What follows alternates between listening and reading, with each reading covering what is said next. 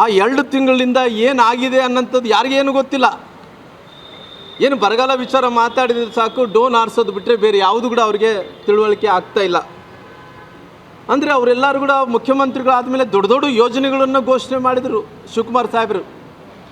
ಎಷ್ಟು ದೊಡ್ಡ ಯೋಜನೆಗಳಂದರೆ, ಮುಖ್ಯಮಂತ್ರಿಗಳಾದ ನಂತರ ಮಾಧ್ಯಮಗಳಲ್ಲಿ ಗೊತ್ತಿರುವುದರ ಮುಖ್ಯಮಂತ್ರಿಗಳಾದಂಥ ಯೋಜನೆಗಳನ್ನು ನೋಡಿಕೊಂಡೋದ್ರೆ ಬಹುಶಃ ಮುಂದಿನ ದಿನಗಳಲ್ಲಿ ಇದೇ ಥರ ಆಗುತ್ತೆ ಅನ್ನೋಂಥದ್ದು ಕೂಡ ಅಷ್ಟೊಂದು ದೊಡ್ಡ ಘೋಷಣೆಗಳನ್ನು ಮಾಡಿದರು.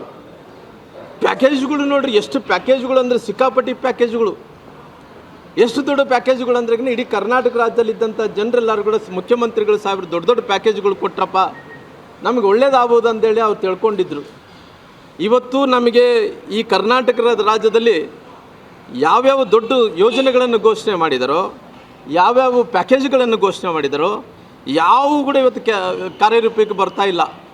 ಒಂದೇ ಒಂದು ನಡೀತಾ ಇರೋದು ಕರ್ನಾಟಕ ರಾಜ್ಯದಲ್ಲಿ ನೋಡಿ, ಒಂದೇ ಒಂದು ನಡೀತಾ ಇದೆ ಅಂದ್ರೆ ಅದು ವ್ಯಾಪಾರ ಅಂದರೆ ರಿಯಲ್ ಎಸ್ಟೇಟ್ ಮಾತ್ರ ನಡೀತಾ ಇದೆ, ಬೇರೆ ಯಾವುದೂ ಯೋಜನೆಗಳು ಕೂಡ ನಡೀತಾ ಇಲ್ಲ. ಒಂದೇ ಒಂದು ನಡೀತಾ ಇದೆ, ರಿಯಲ್ ಎಸ್ಟೇಟ್ ಮಾತ್ರ.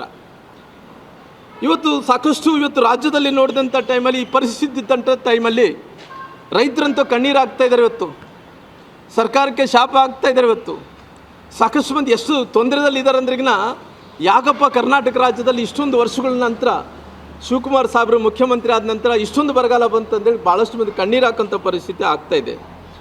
ಒಂದು ಕಡೆ ಇವತ್ತು ಹಳೆ ಮೈಸೂರು ಯಾವತ್ತೂ ಕೂಡ ಸಂಪತ್ತು ಭರಿತವಾದಂಥ ಜಿಲ್ಲೆಗಳು ಅವೆಲ್ಲ ಕೂಡ ಹಳೆ ಮೈಸೂರು ಭಾಗದಲ್ಲಿ.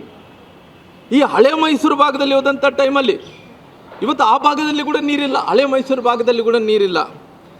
ಇವತ್ತು ನಾನು ಒಂದು ಕಡೆ ನಮಗೆ ಹಳೆ ಭಾಗದಲ್ಲಿ ಹೋದಂಥ ಟೈಮಲ್ಲಿ ಆ ಕಡೆ ಕಾವೇರಿ ನದಿ, ಈ ಕಾವೇರಿ ನದಿ ವಿಚಾರದಲ್ಲಿ ಏನು ನೀರು ಹರಿಸುವಂಥ ವಿಚಾರದಲ್ಲಿ ಸುಮಾರಾಗಿ ಇವರು ಲಾಯರ್ಗಳನ್ನ, ನ್ಯಾಯವಾದಿಗಳನ್ನ ಯಾರನ್ನ ಪಬ್ಲಿಕ್ ಪ್ರಾಸಿಕ್ಯೂಟರಾಗಿ ಇಟ್ಟಿದ್ರೋ ಆ ಪಬ್ಲಿಕ್ ಪ್ರಾಸಿಕ್ಯೂಟರ್ನ ಸರಿಯಾದಂಥ ವಾದ ಮಾಡಲಿಕ್ಕೆ ಆಗಲಿಲ್ಲ ಇವ್ರ ಕೈಲಿ.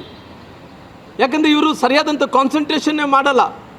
ಇವರು ಮುಖ್ಯಮಂತ್ರಿಗಳು ಸಾವಿರ ಇವತ್ತು ಮೇಕೆದಾಟು ಯೋಜನೆಯನ್ನು ತಂದ್ರಲ್ಲ, ಇವತ್ತು ಕಾವೇರಿ ವಿಚಾರ ಬಂದಂಥ ಟೈಮಲ್ಲಿ ಇವತ್ತು ಸರಿಯಾದಂಥ ಇವರು ರೆಪ್ರೆಸೆಂಟ್ ಮಾಡಲಿಕ್ಕೋಸ್ಕರವಾಗಿ ಇವರು ಪಬ್ಲಿಕ್ ಪ್ರಾಸಿಕ್ಯೂಟರು ಹೋಗಿ ಸರಿಯಾದಂಥ ಹೋಗಿ ಜಡ್ಜ್ ಹತ್ರ ಹೋಗಿ ವಾದನೆ ಮಾಡಲಿಕ್ಕೋಸ್ಕರವಾಗಿ ಇವತ್ತು ನಮ್ಮ ಭಾಗದಲ್ಲಿ ಕಾವೇರಿ ಭಾಗದಲ್ಲಿದ್ದಂಥ ರೈತರಿಗೆ 4.5 TMC ನೀರು ಇವತ್ತು ತಮಿಳುನಾಡಿಗೆ ನೀರು ಹರಿಸ್ಬೇಕಾಯ್ತು.